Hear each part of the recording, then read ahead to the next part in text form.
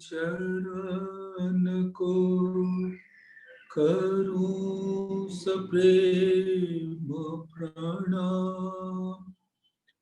अशुभ हरना मंगल करना धनी श्रीदेव चंद्र जी नाम। श्री प्राणनाथ निज मूलपति श्री मिहिरराज सुनाम। तेज कुंवरी श्यामा युगल को पल पल करूं प्रणाम। पिया जी को पल पल करूं प्रणाम।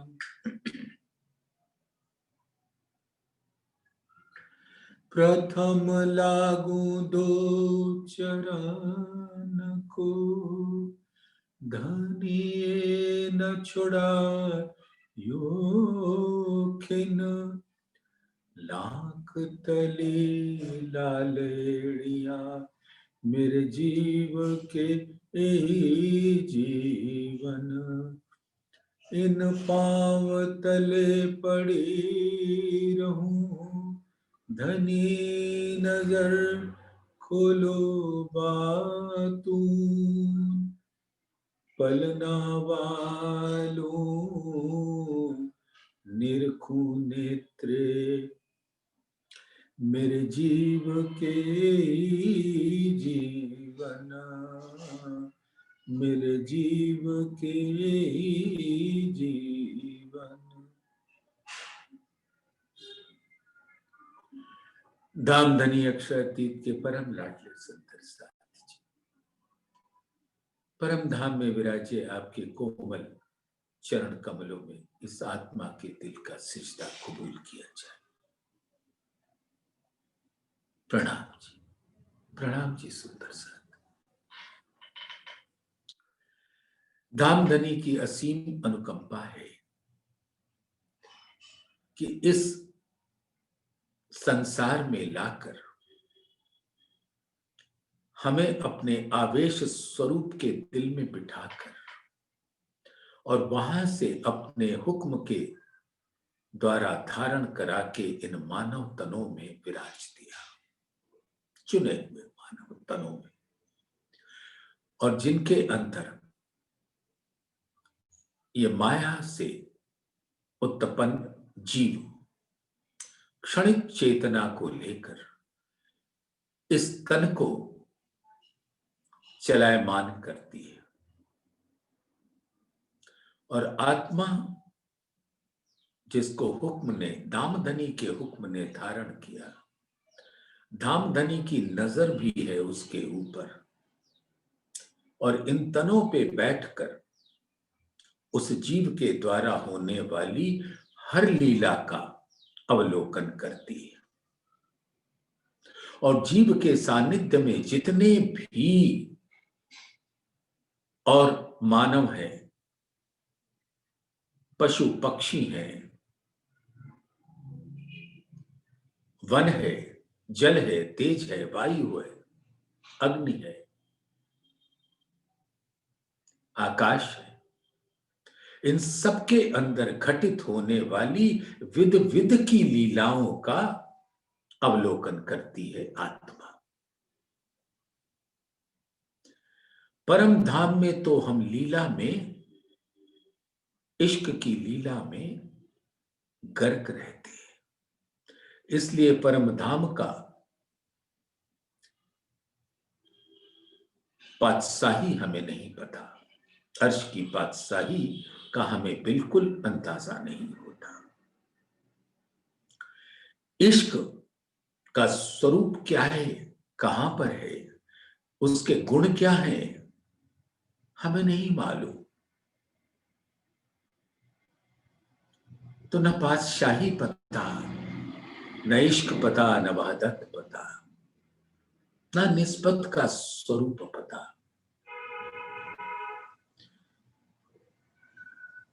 क्योंकि हम वहां की इश्कमयी नूर से भरपूर लीला में मग्न रहते हैं, और हमारा तन भी इश्क का तन है, हमारा तन भी नूर का तन है।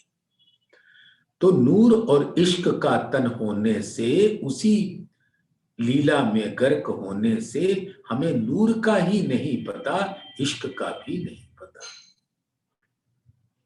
तो धामधनी ने अपनी इस अद्भुत अनुकंपा से इस संसार में हमारी सुरता इस प्रकार से ले आए कि अब यहां बैठकर हमने जब यहां का अवलोकन किया, अक्षर ब्रह्म के खेल का अवलोकन किया, और फिर यहां से इल्म के द्वारा अपने परम धाम के स्वरूप को देखा, तब पता चला उसकी विशालता, उसकी समग्रता, उसका नूर और उसका अद्भुत प्रेम की लीलाएं। तब पता चला। तो जब तक किसी भी एक लकीर के सामने एक छोटी लकीर न खींच दी जाए, तब तक वो बड़ी लकीर का पता नहीं होता कि वो कितनी बड़ी है। तो ये धामधनी की आशीष बरस रहा है हम सबके ऊपर, जो हम उसको देख पाते हैं। सुंदर साथ हम सब चितवन करते हैं। हमें पता है कि आप सुंदर साथ चितवन में गर्क रहते हैं और उसका अद्भुत रस का पान करते रहते ही हैं। और धामधनी ने तो खुद ही बता दिया कि सुरत एक ही राखिए, मूल मिलावे मार। श्याम श्यामा जी, साथ जी, तले भूम बैठे हैं चार। तो सुरता लगाने का अधिकार भी दिया और बताया भी कि किस प्रकार से चितवन करो। लेकिन जब उस चितवन में पहुंचते हैं तो धामधनी अपने बहुत सारे और नजारे हमको दिखाना चाहते हैं। धामधनी के सागर ग्रंथ और श्रृंगार ग्रंथ में उनके नक्शे लेके शिख तक के हर अंगों को देखा, उसकी कोमलता को देखा, उसके नूर को देखा, उसके कोमल स्पर्श को देखा, उसकी सुगंध को अनुभव किया, उनके नैनों को देखा, मुखार बिंद को देखा, हस्त कमल की कोमल हथेलियों को, उसके गौर उज्जवल गहरी लालक लिए हुए रंगों का रसपान किया। लेकिन धामधनी अपने तन के अलावे अपना दिल भी दिखाना चाहते हैं। और दिल किस प्रकार से दिखाते हैं? जब हम वाणी को ग्रहण करके चितवन के द्वारा मूल मिलावे में पहुंचते हैं, तो धामधनी अपने दिल का पन्ना खोल देते हैं और उसके अनंत किरणों को, अनंत रंगों को, अनंत सुवास को, अनंत उजास को हमारे दिलों के सामने खोल के रख देते हैं। तो परम धाम में इल्म से हमें बताया कि वो अनंत परम धाम एक अद्वैत का स्वरूप है। धामधनी का दिल का प्रकट स्वरूप है। दिल के अनंत गुण नूर के रूप में आकार धारण करते हैं। तो जुगल स्वरूप भी धामधनी के दिल का नूर का प्रकट स्वरूप होता है। रूहों का भी प्रकट स्वरूप धाम धनी का दिल का नूर प्रकट स्वरूप होता है। और नूर के गुण तो अपरंपार, जमाली के गुण अपरंपार है। हर आकार के अंदर प्रेम है, आनंद है, सौंदर्य है, एकत्व है, आभा, कांति, चमक, छटा, माधुर्यता का रस बहता है, शीतलता, चैतन्यता, कोमलता, सुगंध, संगीत, ज्योति, कृपा। सबके दिलों में उमंग, उत्साह, उल्लास, ऊर्जा, प्रफुल्लता का स्फुरण होता रहता है। ऐसा नूर का गुण और उसी नूर के सब आकार। पशुओं के आकार भी धामधनी के नूर तन है, और दिल भी धामधनी का दिल है, तभी वो वाहिद की वाहिदत है। सबकी निस्बत धामधनी के दिल से है। जैसे ब्रह्म सृष्टियों की निस्बत धामधनी के दिल से है, वैसे ही परम धाम के सभी चेतन स्वरूपों की निस्बत जो वाहिदत के स्वरूप हैं, वाहिद से है। वाहिद यानी धामधनी का एक दिल, मूल अद्वैत वाहिद से है। अब सुंदर साथ, धामधनी ने जब अपने दिल के पन्ने खोलने शुरू किए तो सुंदर साथ चितवन लगा के आज तो देख ही लेना है, उस रस में डूब ही जाना है कि परम धाम के हर वन अब चर्चनी से निकल कर धामधनी के दिल के रंगों को देखना है। एक एक वृक्ष की ऊंचाई 250 भौम, 500 भौम, 1000 भौम, 12,000 भौम, 24,000 भौम, 48,000 भौम के बंधनों में नहीं है। उसकी ऊंचाई जिमी से लेकर आसमान तक है, और सारे ही हमारे प्राण प्रीतम अक्षरातीत नूर जमाल का सौंदर्य से परिपूर्ण प्रेम छलकाते हुए वो नूरी तन है। और ऐसे अद्भुत ऊंचाई धारण करने वाले हर वृक्ष का स्वरूप इतना ऊंचा है, और उसकी डालियां तो मानो परम धाम के पूर्ण जिमी पर फैल गई, और हर डाली के ऊपर इतने मंदिर बने हुए हैं अपरंपार, और वृक्ष के ऊपर वृक्ष के ऊपर वृक्ष के ऊपर इतने वृक्षों की भौम है कि वो आसमान को मानो छेद निकलती है। अब हम ब्रह्म सृष्टियां जब उसके स्वरूप को अपने दिल में बसाना चाहते हैं, ये समझकर कि ये वन के वृक्ष हमारे प्राण प्रीतम के नूर के स्वरूप हैं, जैसे मूल मिलावे में उनका सौंदर्य का स्वरूप है, ऐसे ही अनंत रंगों से सजे हुए, अनंत सुगंध से सजे हुए ये वृक्षों के स्वरूप हमारे प्राण प्रीतम नूर जमाल का स्वरूप है, जो जिमी से आसमान तक है। और तभी मैं देख रही हूं कि मेरी आत्मा का तन जिमी पर खड़ा है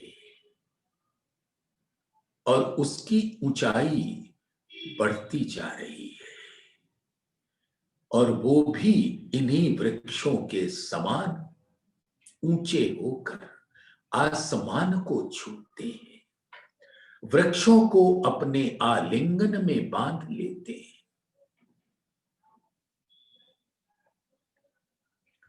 मानो जिमी पे उस धामधनी के चरण कमल है, वृक्ष के वो स्वरूप के चरण कमल है और आसमान तक चरण चरण कमल से लेकर शीश कमल तक, मुखारविंद तक हर भौम धामधनी का अंग है, चरण तली है,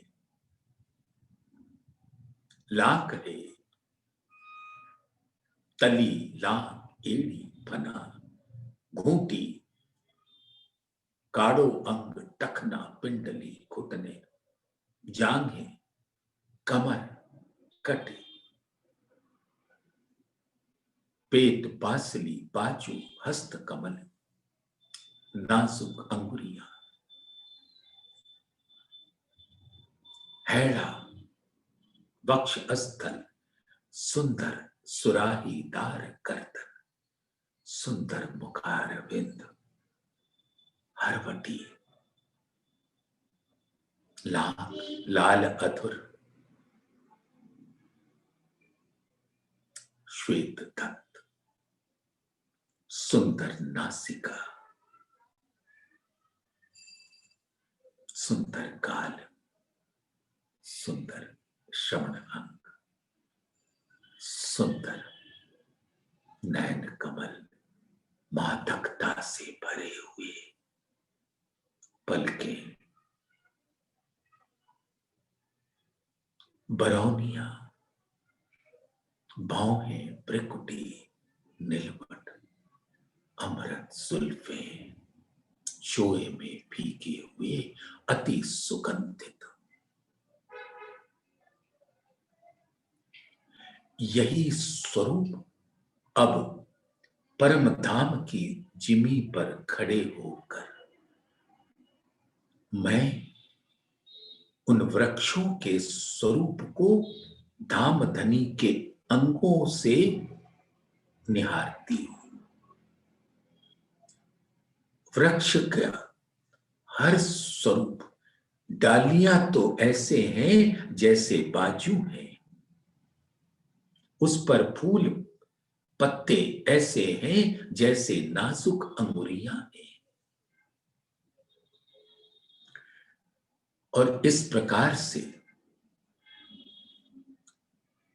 जिमी से लेके आसमान तक ये नूरी वृक्ष हमारे प्राण प्रीतम का वो स्वरूप है जिसमें हम धामधनी के नख से शिख तक के श्रृंगार सहित शोभा का दीदार करते हैं।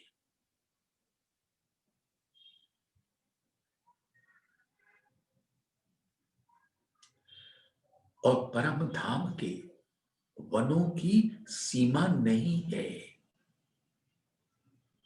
जहां देखो वहां वन ही वन और हर वन के अंदर अनंत वृक्षों का समूह और हर वृक्षों का स्वरूप तो मेरे प्राण प्रीतम का स्वरूप है। सोचो सुंदर साथ आप परम धाम की सुंदर अद्भुत नूरी जिमी पर खड़े हुए तो आपको चारों तरफ धामधनी अपने नूरी अंगों से वृक्षों के रूप में घेर बैठते हैं।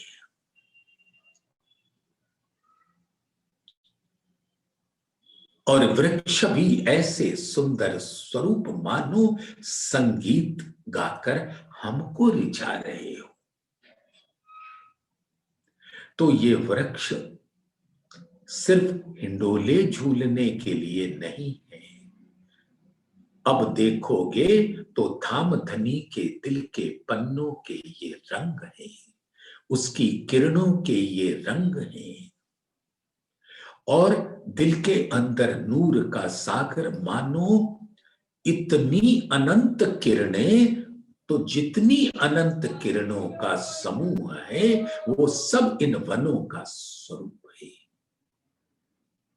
और जमीन से आसमान के बीच में नूर ही नूर, और आप नूर की रेती पर खड़े हो और ये अद्भुत नजारा देख रहे हो, वो धामधनी के दिल का प्रकट स्वरूप है। ऐसी सुंदर शोभा को, आभा को अर्श की हकीकत तक सीमित ना रखना सुंदर साथ, ये धामधनी के मार्फत का स्वरूप है,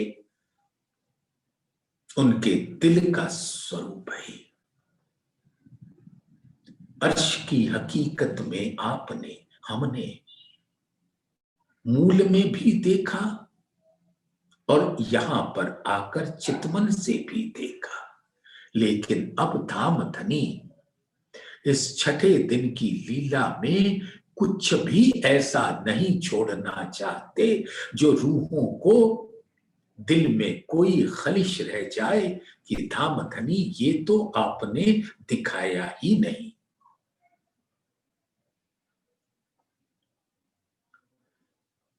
जलों की उछाल भी, जमुना जी की उछाल आसमान तक, सागरों के जल की उछाल आसमान तक,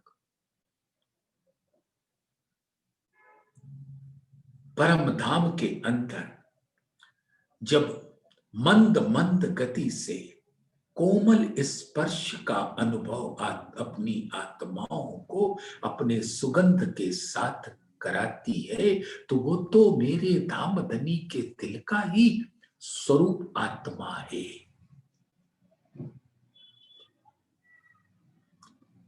तो जल भी अपनी शीतलता का स्पर्श देती है,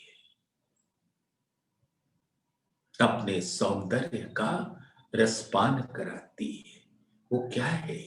धामधनी का दिल है, वही अर्श की बादशाही है, और सबके अंदर धामधनी के दिल का गंजान गंज इश्क का सागर, और भी 7 सागरों का रस लिए हुए, रंग लिए हुए, ये पृथ्वी जल अग्नि वायु आकाश में फैल जाती है।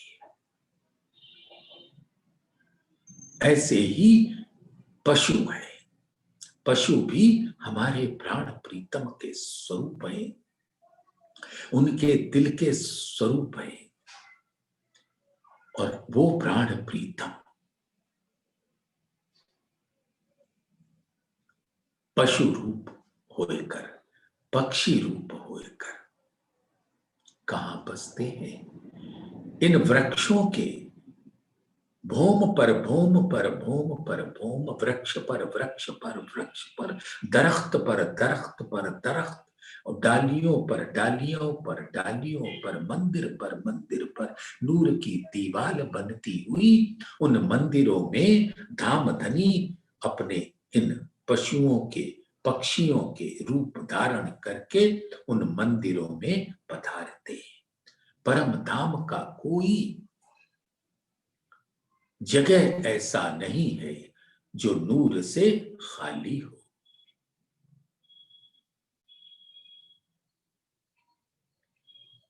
तो ऐसे सुंदर स्वरूप को हम और आप अपनी चितवन के द्वारा हर घड़ी हर पल अपने दिल में लें। रेती को उछालें, जल को उछालें, वायु में हमारी आत्मा भी उड़ने लगे,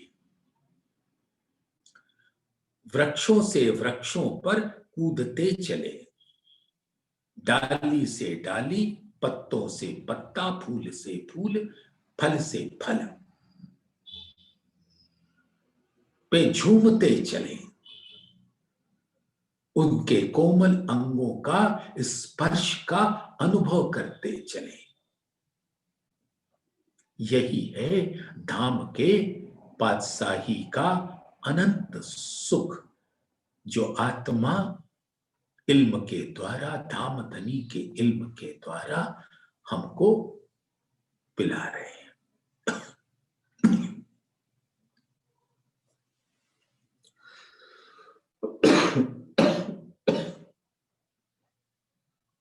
एक पेड़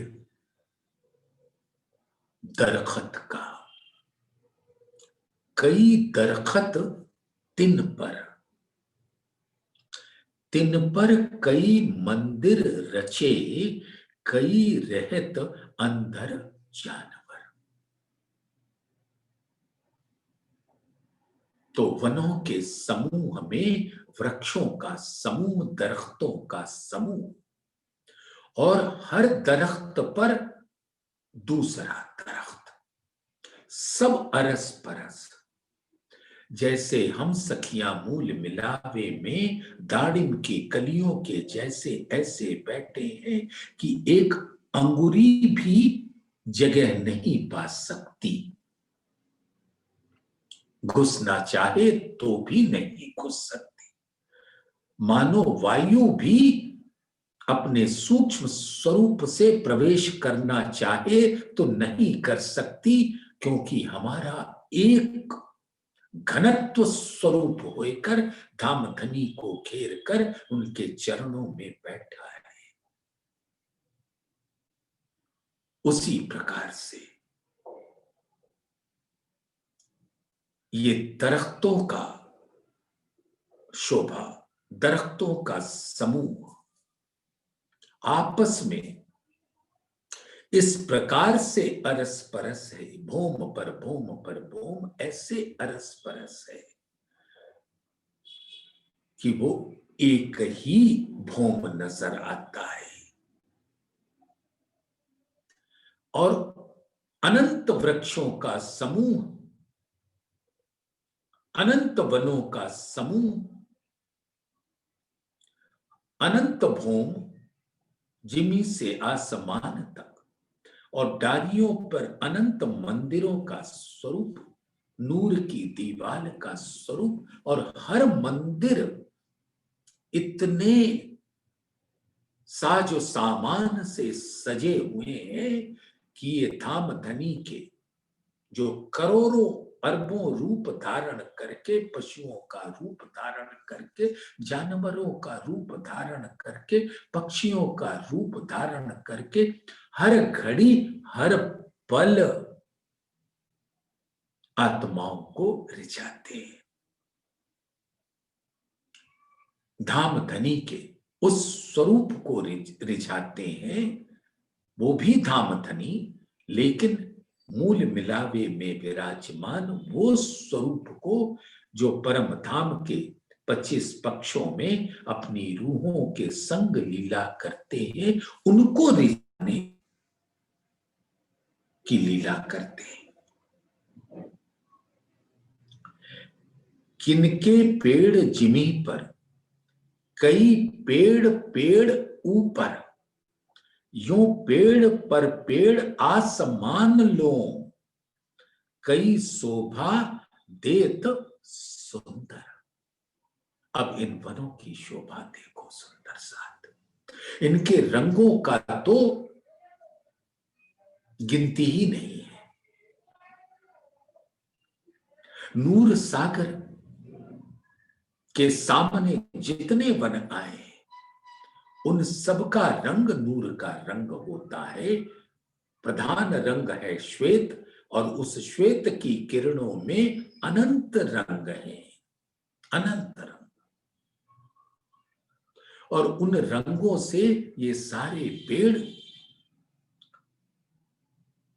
रंग रंगीले हो जाते हैं, शोभायमान हो जाते हैं, और अद्भुत सुगंध से भरपूर हो जाते हैं, और बड़े कोमल हैं।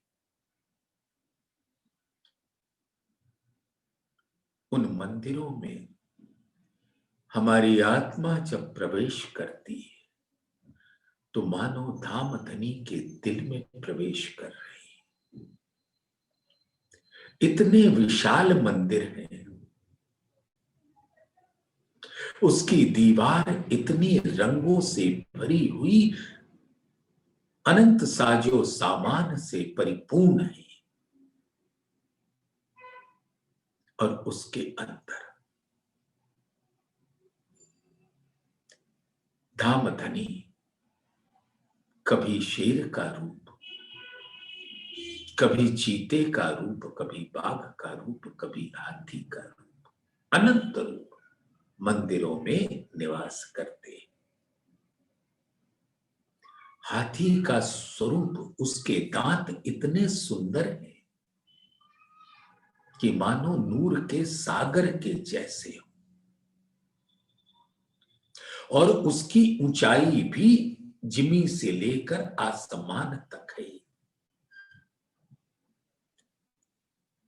तो किनके पेड़ जिमी पर, परम धाम की जिमी पर ये जो वृक्ष आए हैं, उन वृक्षों के ऊपर, वृक्ष के ऊपर वृक्ष ही हैं, और ऐसे पेड़ पर पेड़ पर पेड़ पर पेड़ आसमान लो जाकर छूते हैं, और अपनी अनंत रंगों की, अनंत सुगंध की, अनंत कोमलता की सुंदरता के साथ मानो प्रेम का झरना बह रहा हो।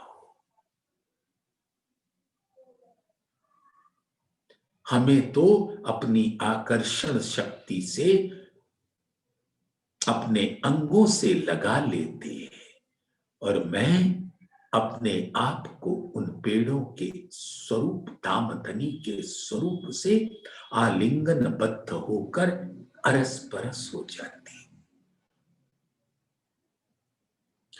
इन विद वन विस्तार है, और इस प्रकार से परम धाम के अंदर वनों का विस्तार अद्भुत है। ऊपरा ऊपर अतंत, एक के ऊपर एक के ऊपर, इस तरह से अनंत भौम है, और वो भौम जाकर आसमान को छू लेते। तो परम धाम की जिमी पर जितने वृक्षों के समूह हैं, वो सब आसमान को छूकर उनका नूर स्वरूप आसमान पर झिलमिलाता है। शोभा अमान पशु पंखी, और इन वनों के मंदिरों में अनंत पशु पक्षी हैं जो इनके मंदिरों में बसते हैं, उनका निवास ही इन मंदिरों में है। बहुत दूर लो ए वन, आगू आगू बड़े देखाए। तो ये वन हमारे नजीक भी हैं, हमारे दूर भी हैं, हमसे बहुत दूर भी हैं, और सब धामधनी के ऐसे स्वरूप हैं कि हमको घेर कर अपने से आलिंगन बद्ध कर लेते हैं। चढ़ते चढ़ते चढ़ते लगिया आसमानों जाए, और इस प्रकार से एक वृक्ष के ऊपर से दूसरे वृक्ष पे जाते हुए हम चढ़ते हैं, मंदिरों की शोभा को देखते हैं, अनंत पशुओं की शोभा, पक्षियों की शोभा, जानवरों की शोभा को देख देख कर निहाल होते हैं। एक पंखी जिमी पर, जैसे एक पक्षी तो जिमी पर, जैसे कोयल या मोर, एक बसत इन मोहल्लन, और ये वृक्षों के ऊपर जो महल, हवेली, मंदिर है, कोठरी, उन पर एक बसत बल परन के आकाश में आसन, और कईयों का तो ये स्वरूप है कि उनके पर हमेशा उड़ते ही रहते, वो जिमी से लेके आसमान तक कहीं टिकते नहीं।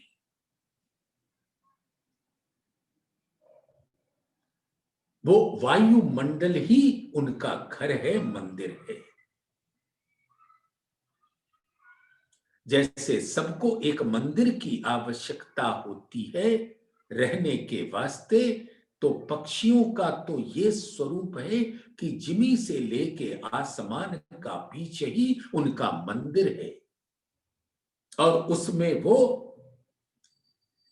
तैरते रहते हैं, अपने परों के द्वारा उड़ते रहते हैं। ए बड़े खेल की खुशहाली, बड़े बन कबू करत, अस्वारी पशु पंखियन पर कई कूदत उड़ावत। और ऐसे बड़े वन के अंदर विध विध के खेल होते हैं पशु पक्षियों जानवरों के द्वारा, जो अनंत आनंद का स्वरूप होते हैं, और जुगल स्वरूप को ब्रह्म सृष्टियों के संग परम धाम के अष्ट प्रहर की लीला में अपना रंग दिखाते हैं, अपनी लीला दिखाते हैं। और धाम धनी कभी कभी तो ऐसे विशाल पशुओं पर या सुंदर पक्षियों पर सवारी करने के लिए अपनी रूहों के साथ बैठ जाते हैं, मानो ये पशु भी उड़ते हैं, पशु भी सुखपाल हो जाते हैं, पक्षी भी सुखपाल हो जाते हैं, और पूरे जिमी से आसमान के बीच में उड़ते रहते हैं। असवारी पशु पंखियन पर कई कूदत उड़ावत, और ये पशु पक्षी कई कूदते हैं, और धाम धनी तो उनके साथ इतने प्यार भरी लीला करते हैं, क्योंकि सभी उनकी आत्माएं हैं, हमारी संगी आत्माएं हैं, कि उन्हें रिझाने के लिए धाम धनी उनको अपने हस्त कमल से अपने बाजुओं में उठाकर उड़ा देते हैं, और वो पशु पक्षी जिमी से आसमान तक उड़ते ही रहते हैं, अनंत रंगों के प्रकाश को बिखेरते हुए, झिलमिलाते हुए, ऐसे सुंदर स्वरूप को देखो सुंदर साथ।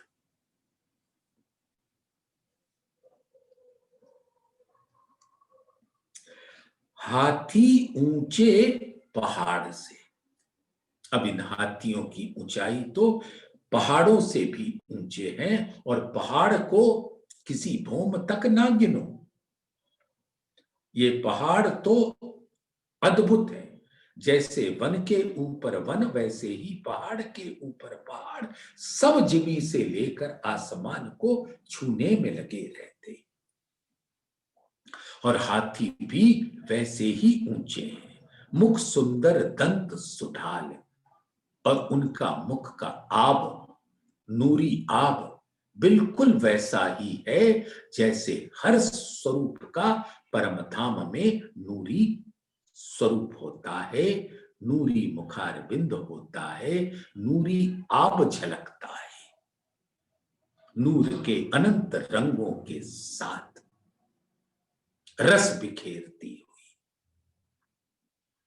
और उनके दंत तो इतने सुंदर हैं, हाथी के दंत, अंदर के भी बाहर के भी अद्भुत है। उसकी बनावट अद्भुत है, उसकी उज्ज्वलता अद्भुत है, उसका रंग अद्भुत है। मन वेगी कबू न काहिली, तेज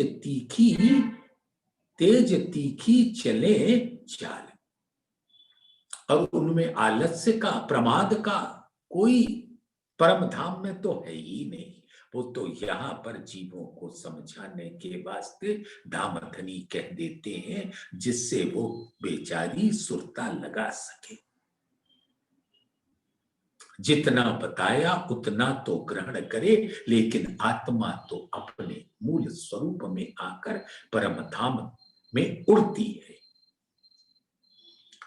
तो मन वेगी, मन की चाल से, मन अभी सोचे मैं सूरज पे पहुंच गया तो पहुंच गया, अब इतनी दूर है सूरज, लाखों करोड़ों मील की दूरी पर। मन ने सोचा और पहुंच गया। सोच की गति अति तीव्र होती है।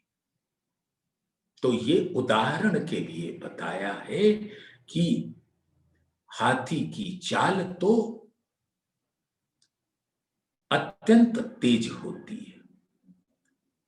मस्त मतवाली, जैसे मतवाली हाथी चलते हैं धामधनी के लाड़ में, इश्क में झूलते हुए, जिमी से आसमान के बीच में उड़ भी रहे होते हैं, पहाड़ों से ऊंचे होते हैं, तो मानो अपनी सूंड से आसमान का स्पर्श प्राप्त कर रहे हो।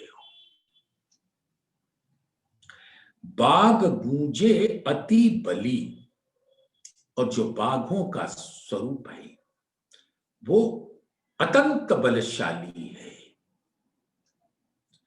कूदत ले कूदत, और वो ऐसे कूदते हैं कि जैसे प्रतीत होता है मानो आसमान से उतर कर आ रहे हो। झुंड का झुंड परम धाम के फिरावे में चारों तरफ जिधर भी देखो उधर ही इन बाघों के स्वरूप आसमान से उतरते हुए नजर आते हैं, अपने अनंत नूर के रंगों को बिखेरते हुए। बाग गूंजे अति बली, कुवत ले कूदत, धाम धनी का बल लेकर कूदते हैं, और ऐसा कूदते हैं कि मानो परम धाम की आसमान से उतरकर तीव्र गति से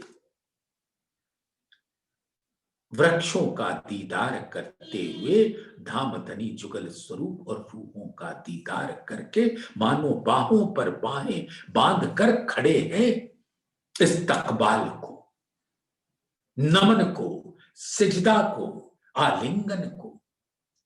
क्या क्या भाव उनके दिल के अंदर है वो तो धामधनी जाने। सब वह दत्त के स्वरूप है। नूरी तन है, नूरी दिल है। देखे आवत दूर से, जानो आसमान से उतरत।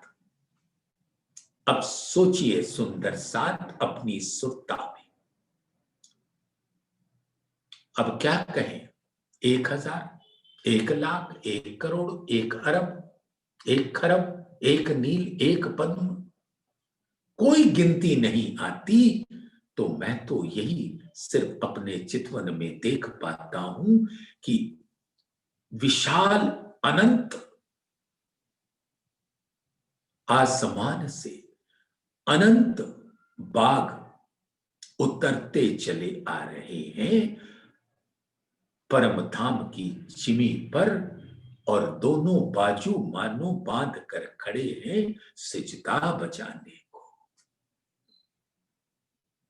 धामधनी के आदेशों पर नृत्य करने के वास्ते, संगीत करने के वास्ते। चीते अत्यंत सुंदर, ऐसे ही बलवान, कमी काहू में नहीं, शोभित जोड़ समान। सभी एकत्व के स्वरूप हैं, किसी में कोई कमी नहीं है। जो ये चीते हैं वो परम धाम के अनंत सौंदर्य जमाली के गुणों से परिपूर्ण है और अनंत बलशाली है। धामधनी का बल है उनमें, क्योंकि वो भी धामधनी के नूर तन है, नूर दिल है, वह दत्त के स्वरूप है। और किसी में किसी भी प्रकार की कोई कमी नहीं, किसी में भी किसी की अपेक्षा कोई भी कमी है ही नहीं। क्योंकि धामधनी के वह दत्त स्वरूप है। जो कछु चीज अर्स में सो सब वह दत्त माए, जरा एक बिना वह दत्त सो तो कछुए नाहे। जरे जानवर के वाओ सो ब्रह्मांड उड़ावे कोट। और इन जानवरों के, पशुओं के, पक्षियों के पर जब उड़ते हैं तो इतनी वायु उठती है और उसकी गति इतनी तीव्र होती है, मानो परमधाम में सभी स्वरूपों को सुखपाल में बिठाकर आसमान में बिठा देते हैं। फिर वहां से लेकर बाघों के ऊपर सवारी करते हुए हम नीचे भी उतर आते हैं, चारों तरफ घूमते ही रहते हैं।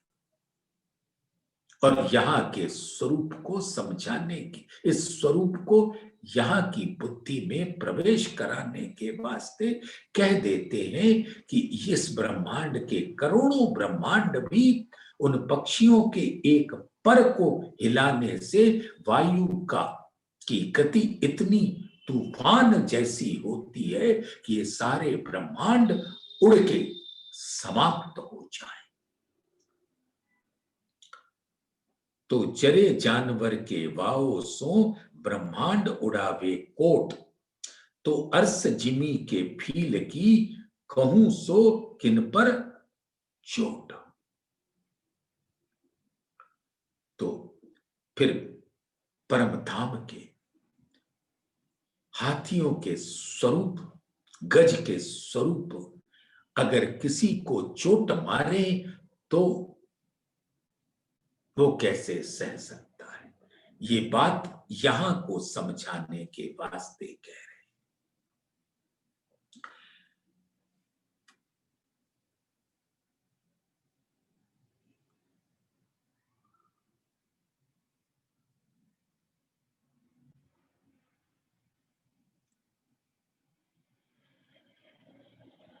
ब्रह्मांड बड़ा इन दुनी में कोई नाही दूसरा ठौर। तो अर्स बाघ के बल को कहूं न निमू ना और इस क्षर ब्रह्मांड में जो स्वप्नवत है, आदि नारायण के जो खुद ही स्वप्न के स्वरूप हैं, उनके चिदाभास सांकल्पिक स्वरूप ये ब्रह्मांड की रचना होती है। यहां पर जीवों को वो अनंत बलशाली प्रतीत होते हैं, लेकिन वो एक पक्षी के बाल के पर के बल का भी बल नहीं रखते। तो बाघ के बल के सामने क्या बल रखेंगे? लेकिन नमूना देने के वास्ते यहां का मसाला लिया है।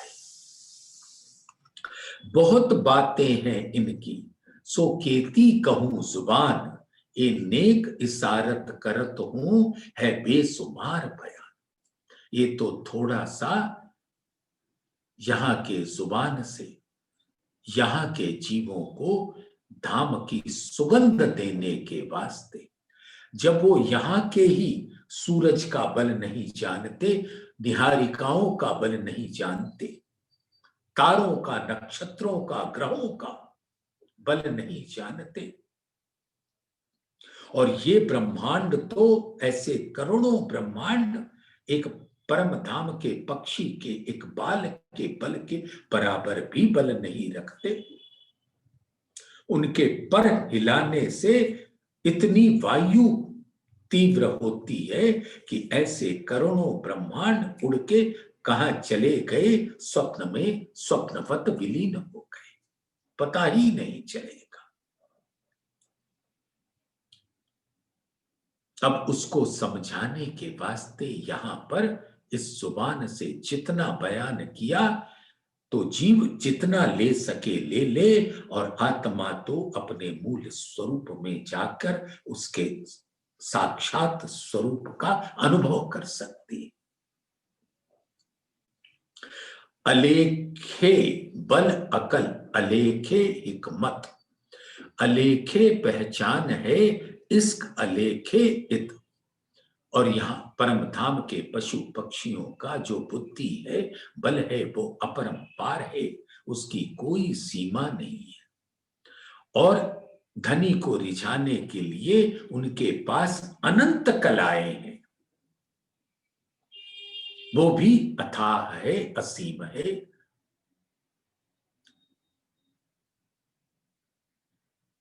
और राज्य की पहचान और प्रेम भी अनंत है। उनको भी कोई और काम नहीं सिवाय धाम धनी को रिझाने का। ऐसा पशुओं का है तो आत्माओं, आप भी इस संसार में बैठकर धाम धनी को रिझाते रहो, उनकी सेवा में तत्पर रहो। ख्वाब बल पशुअन का दिखलाया तुमको, कैसा बल अर्स पशुअन का विचार देखो दिल में। अब इस मायावी जगत में अक्षरातीत ने अपने इल्म के द्वारा इस संसार के पशु पक्षियों का नमूना देकर दिखाया कि परम धाम के पशुओं का, पक्षियों का, जानवरों का बल कैसा है। कैसा बल अर्स पशुअन का विचार देखो दिल में।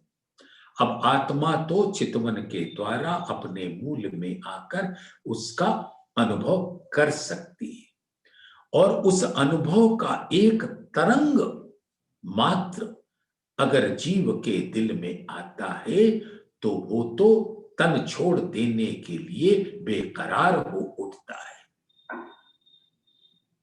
यानी कि तन नहीं छोड़ना, उस तन में रहते रहते उस स्वरूप में डूबे रहना। झूठ देखे सांच पाइए इश्क बल हिकमत। अब यहां का झूठ का स्वरूप दिखाकर सांचे की स्वरूप दिखाया। तब इश्क का बल अब विद विद की युक्ति लगाकर आत्माओं को पहचान दी। ये तीनों तौल देखो दो ठौर के अंदर अपने चित्त। तो झूठ को देखने पर ही सत्य की पहचान हो पाती है। छोटी लाइन के सामने बड़ी लाइन। तो हमारी बुद्धि भी सपने की है इस संसार में, वो उसको ग्रहण नहीं कर सकती। तो परम धाम की स्वलीला अद्वैत का वो स्वरूप का नजारा हमको दिखाया। तो जो पशु पक्षियों का बल है, प्रेम है, कलाएं है, अद्भुत है, असीम है। ये झूठा अंग झूठी जिमी में झूठी इन अकल, पूछ देखो याही झूठ को कोई अर्स की है मिसल। इस संसार जो झूठा है, इनके बुद्धि से इनको पूछो कि परम धाम का कोई स्वरूप इनकी समझ में भी आ पाता है। अर्स मिसाल कोई है नहीं, तौल देखो तुम इत। ए झूठा पशु बल देख के तौलो जिमी बल सत। अब अर्श की मिसाल यहां क्या दे? ये तो तुम तौल के देखो, तुमने देखा है यहां पर पशुओं का बल और धाम के पशुओं का बल। अब तुम स्वयं अपने दिल में निवेरा कर लो, किसका क्या स्वरूप है, इश्क का बल कैसा होता है। ये झूठा पशु बल देख के तौलो जिमी बल सत। इस जिमी के पशुओं का बल तौलो और सत्य स्वरूप परम धाम के पशुओं के बल को तौलो। धाम धनी की मेहर हो तो कुछ दिल में आएगा। साच झूठ पटंतरो, कबहू नाही कित। अब सच, इस झूठ की दुनिया में सत्य था ही नहीं तो कोई अंतर कैसे बताए। सत्य के मूल स्वरूप का दीदार कोई कैसे करे, क्योंकि यहां तो झूठों ही झूठों का बोलबाला है। जीव भी झूठे, ज्ञान भी झूठा, तो करें क्या। साच झूठ पटंतरों, कबहू नाही कित। तो किसी को सत्य का पता नहीं तो अंतर झूठ का और सत्य का क्या पता लगेगा। तो धनिये देखाई कुदरत अपने करिश्मा से, हिकमत से, अपने हुक्म से इस ब्रह्मांड को, रूहों को दिखाकर अब अपने मूल स्वरूप का रसपान कराया। लेने अर्ज लज्जत, परम धाम की सुख आत्माओं को देने के वास्ते, जो परम धाम में रहते हुए हम धाम धनी के दिल के उन रंगों को, रस को प्राप्त न कर सके, वो धाम धनी ने यहां झूठा दिखाकर साचे का वर्णन करके आत्माओं के दिल में भर दिया। विचार किए इत पाइये, अर्स बुजरकी इत। धनी बुजरकी पाइये और बुजरकी उम्मत। अब सुंदर साथ जागृत बुद्धि के द्वारा, धाम धनी के निज बुद्धि के ज्ञान के द्वारा विचारो, सहूर करो कि परम धाम की महिमा क्या है, धाम धनी की महिमा क्या है, अर्श की बादशाही क्या है, और वाहे दत्त का स्वरूप क्या है, वाहे दत्त के इश्क का स्वरूप क्या है, नूर का स्वरूप क्या है, हकीकत का अद्भुत स्वरूप क्या है, मार्फत का स्वरूप क्या है, तन का स्वरूप क्या है, दिल का स्वरूप क्या है, पूर्ण स्वरूप क्या है, और ब्रह्म सृष्टियां जो उम्मत की महिमा क्या है। जब पशुओं के, पक्षियों के स्वरूपों को देखा तो जानो कि ब्रह्म सृष्टियों का बल कैसा है, और आप उन्हीं ब्रह्मांगनाओं के सुरता हैं। उस महिमा को तौलो और अपने आचरण को उनके अनुरूप ढाल लो। श्री महा विचार किए इत पाइये, अर्स बुजरकी इत। धनी बुजरकी पाइये और बुजरकी उम्मत। श्री महामत कहे ए मोमिनो, यही उम्मत पहचान। बिद बिद बान जो बेदही, हक बका अर्स पान। धाम धनी अपने इल्म से, अपने मीठी रसना से परम धाम का ऐसा सुंदर वर्णन करके, सबकी महिमा का बखान करके, आत्माओं के स्वरूप का की पहचान देकर श्री महामत कहें ए मोमिनो, सुंदर साथ को प्रबोधित कर रहे हैं कि आपकी परम धाम की ये पहचान है। कहां खोए पड़े हो, बिद बिद बान जो बेधई, और तरह तरह से अपने इल्म के रंगों से हमारे दिलों के अंदर उसका रस भेद रहे। हक बका अरसबान, परम धाम के उस इल्म के बाण हमारे दिल में चुभते हैं। अनंत रस को हमारे दिल के अंदर उन बाणों के द्वारा पहुंचाते हैं, वाणी के वचनों के द्वारा। तो ऐसे सुंदर साथ धाम धनी